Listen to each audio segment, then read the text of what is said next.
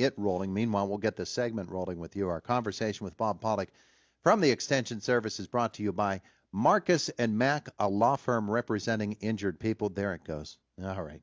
We got you. We do that so that we can post these exciting conversations we have every Friday at our website, wccsradio.com. He is Bob Pollock from the Extension Service, well, we're looking at all this rain that is coming. The ice that they had been predicting did not come, at least in this particular area. There might be some areas of Indiana County that got a little bit of ice, but caught a break with that, didn't we? Definitely. Yeah. We'll take that, too. Yeah, we'll take the rain and not the ice. Yeah. So I was driving by Keystone Lake yesterday, and I saw that its water levels are up there pretty good right now. Of course, in the summertime, we'll start to see the old town come up underneath at the far end of it. But those water tables that we talk about and we talk about frequently are interesting to me because what you see now can but doesn't necessarily have to have an effect on the growing season that is going to be coming up in just a few weeks. It's going to start for us, isn't it? Yes. Yeah. But that's right. We can have very ample levels now, and then once we get into growing season, actually, like last year's growing season, April, May, June, we were deficit. Yeah. Rainfall-wise, and then the second half of the summer, we turned the spigot on again. It's all about timing. Yes. Yeah. Yeah. And so that's good because most of all those crops are in during that July, August, September time frame. Mm-hmm. We can often get too much, though. That's usually we go. Yeah, getting the actual ideal amount is a rare thing. So I guess what that points out is that plants as a whole, as a family, they're very adaptive, aren't they, to what's going on outside? Yeah, yes, they are for the most part. And then, a lot of plants, you might find them on multiple lists of plants that'll grow in dry spots and plants that'll grow in wet spots. Mm-hmm. Usually they might last longer in a drier spot than they will in a wetter spot.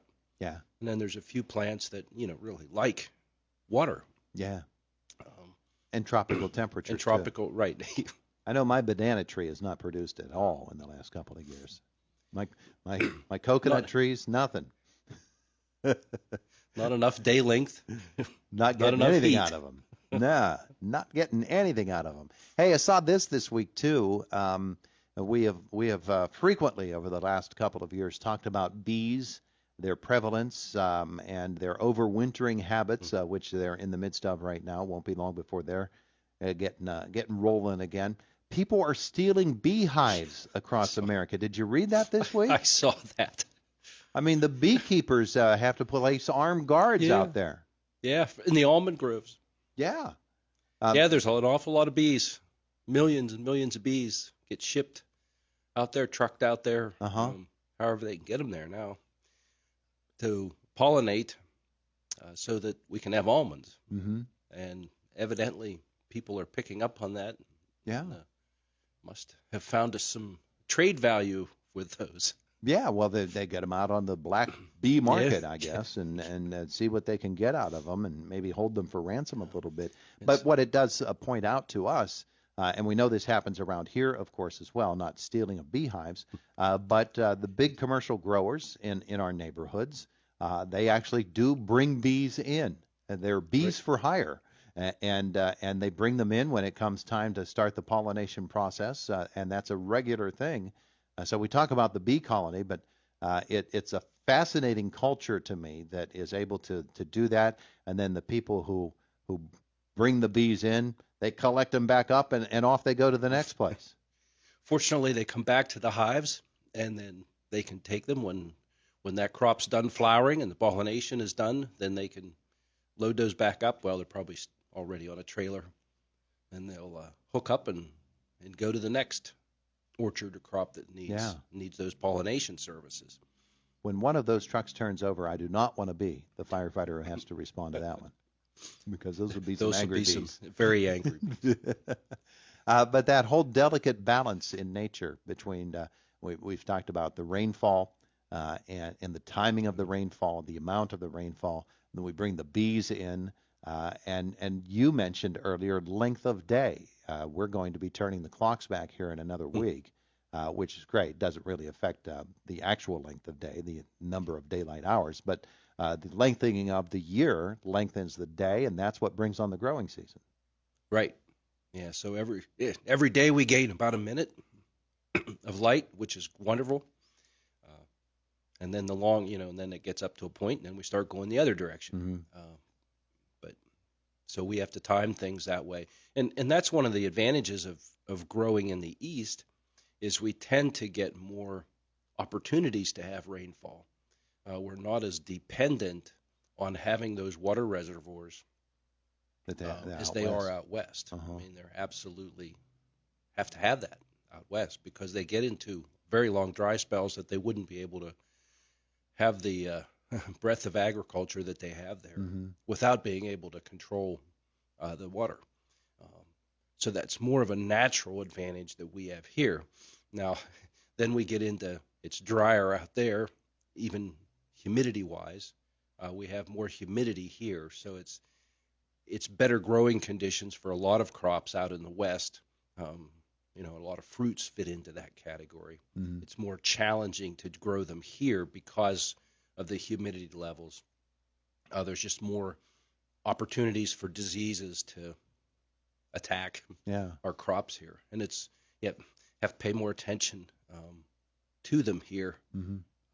Not that they don't out there, but it was interesting to me a few years ago. It was at this time of the year, maybe a week or so earlier, that I was walking through Anaheim, California, and there in Anaheim, it's a city, and I was just a block away from Disneyland at the time, and as I was walking, the strawberry fields are actually right there in the center of the town, right beside Disneyland.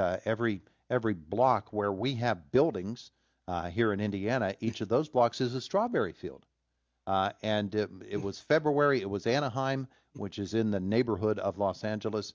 And in the mornings, there were little patches of snow that were right there on the strawberries, the little flakes of snow that were on the strawberries. That's a hardy plant, isn't it? Yeah, it's a hardy plant. Yeah. I mean, even the flowers will take temperatures down to around 32. And then we have to protect them if it gets below that. Yeah. Because they'll freeze.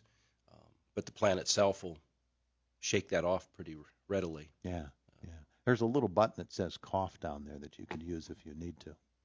Guy's only been coming in here for 20 years.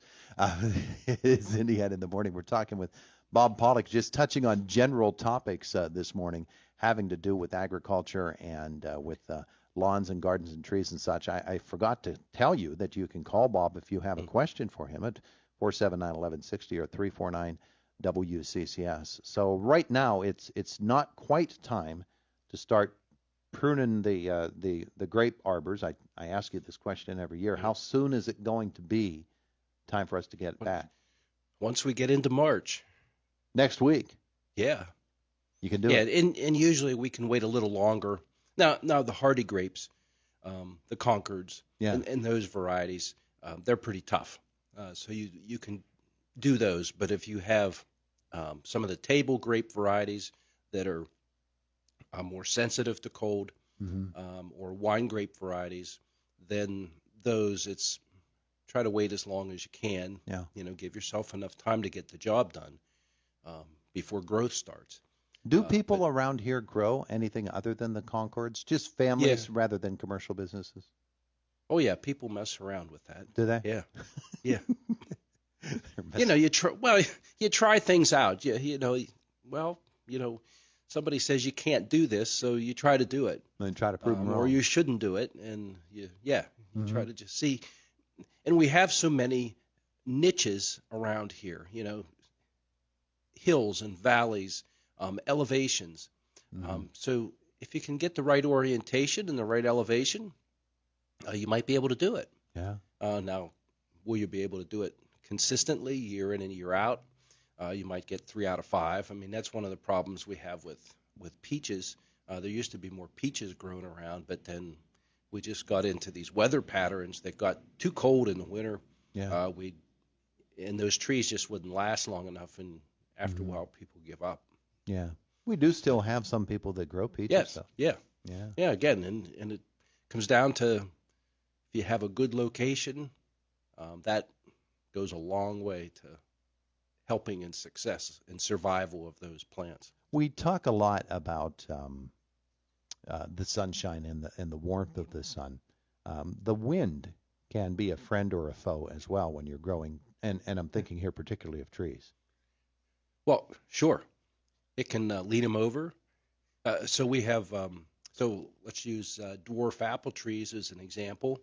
When we get into the most dwarfing apple trees that need staked or trellised, because they have such a small root system, the rootstock that they're grafted, the variety is grafted to, is such a small plant, which then keeps that tree small, so that it makes a lot of our other jobs much easier to do.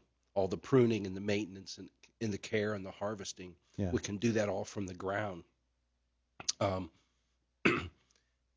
But if you don't stake those, the wind will blow them over. And then the wind can be our friend with drying things off. So when we get our wetting periods, we get the dew overnight. Having that breeze come along in the morning can dry the leaves and the fruits and the vegetables off quicker. And when the surface is dry, then they're less susceptible to disease problems. Can something like we talk in the wintertime about the wind chill factor, that can that also affect the plants at all? They don't feel the wind chill like we feel wind chill. They don't need to put a sweater on? No. It's the temperature and the fluctuations in the temperature that really affect them. Yeah. Okay. When we have the but that's right. We feel the chill, and it gets reported to us that the wind chill is dozens every day, and they ignore that. I have been throwing the fastball, the curveball, the slider. I even threw a knuckleball at him just to see how he'd respond today. You did very well. I'm trying. Well, it's not an easy thing, I know, and especially since you've got the little tickle going on. Yeah. There's just a tickle in the throat. I'm waiting for the cough to happen. Yeah. Well. Oh well. Take it with you and don't bring it here. I know. Thank you, Robert. You're welcome. Thank you. It is the voice of Indiana County, WCCS 101.1 FM and AM 1160.